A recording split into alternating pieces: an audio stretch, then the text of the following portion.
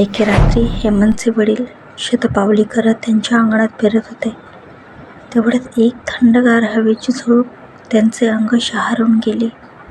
त्यांच्या कानात कोणीतरी कुजबुजतंय असा त्यांना भास झाला. त्यांनी इकडे तिकडे पाहिले तर कोणीच नव्हतं.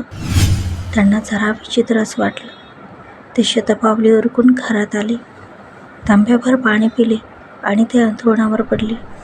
डोळे बंद करणार इतक्यात त्यांना कोपऱ्यात एक काळी आकृती उभी असलेली दिसली.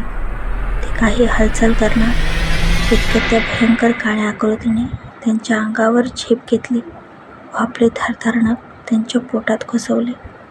त्यांच्या तोंडून एक जोरात किंचाळी बाहेर पडली आणि ते शांत झाले कायमचे.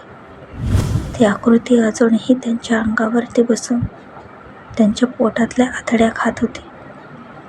त्यांच्या अचानक ओरडण्याच्या आवाजाने सर्वजण त्यांच्या खोलीत आले. त्यांची अवस्था बघून हेमंतची आई बेशुद्धच पडली. त्यांचे पोट फाटले होते. आतड्या आतून ओरबडून काढल्या होत्या. तोंडातून रक्ताचा लोंढा बाहेर पडला होता. डोळे जणू बाहेर पडले होते. आपल्या वडिलांची अशी अवस्था पाहून हेमंतचे तर हातपायच गाठले. मित्रांनो, तुम्हाला ही कथा कशी वाटते हे आम्हाला कमेंट करून नक्की सांगा. आणि हो, सबस्क्राईब करायला विसरू नका. या कथेचा पुढील भाग लवकरच तुमच्या भेटीला येईल.